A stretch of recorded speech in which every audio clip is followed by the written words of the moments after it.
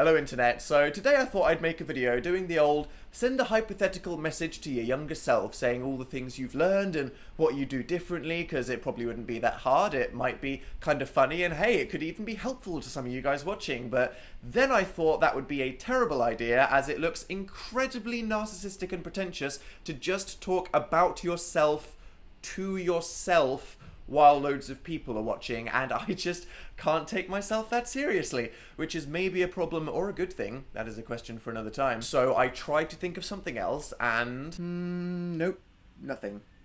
I have literally nothing. So let me find some unironically cheesy ukulele music.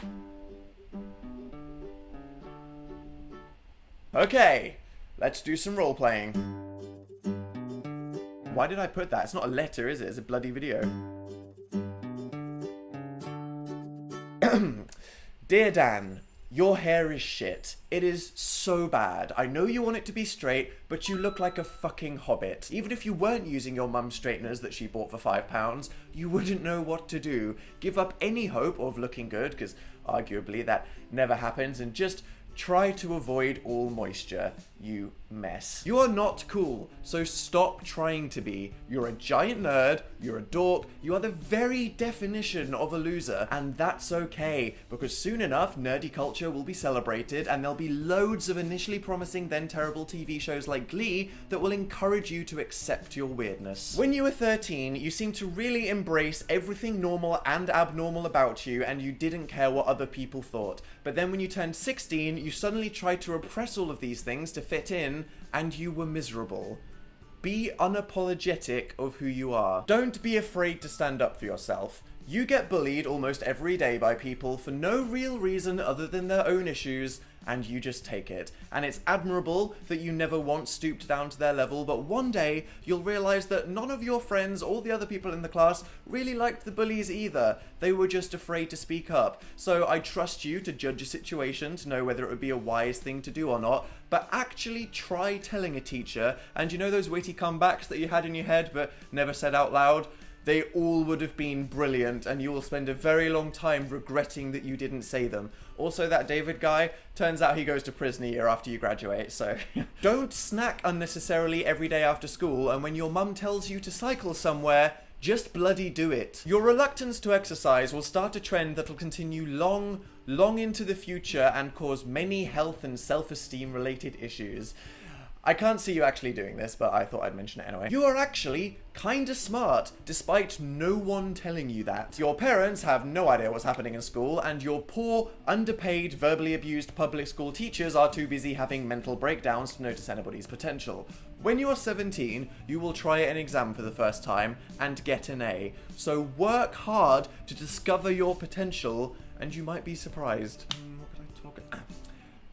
Don't get a part-time job at a hardware store. I know that earning £3.50 an hour sounds fun, but you know nothing about DIY, you are too weak to lift heavy furniture, and you are prone to inexplicable moments of awkwardness and lapses of judgment that get you in really big trouble. So just don't sell axes to children.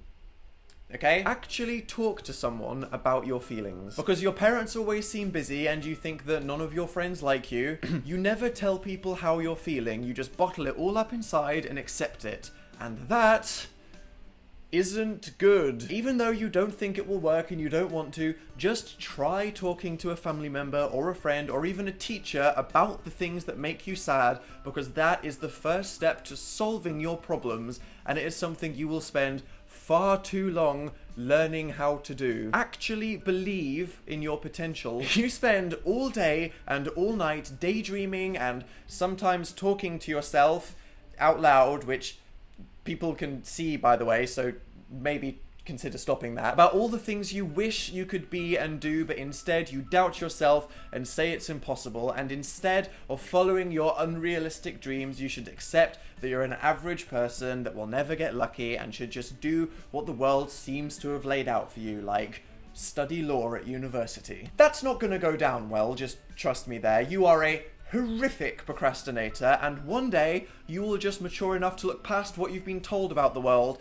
and decide to take it into your hands, and that will finally make you happy. And lastly, delete the website you made when you were 12 and all pictures of you from the internet. You might think that only your friends are seeing them now, but one day you will find them horribly embarrassing, and you will learn that once you put anything on the internet, it's there forever.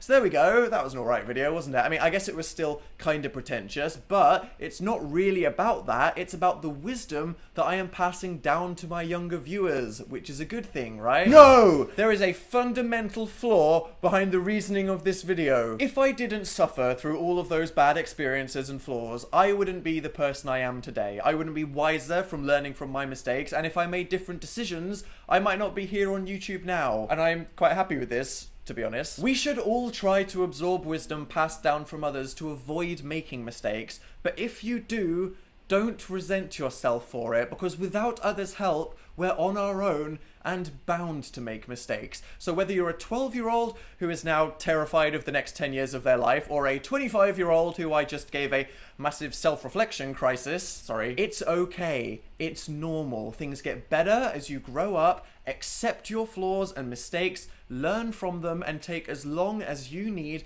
to build yourself and your life into one that you are happy with. There we go. Now excuse me while I go have a cringe attack for 3 weeks after unearthing all of those repressed memories.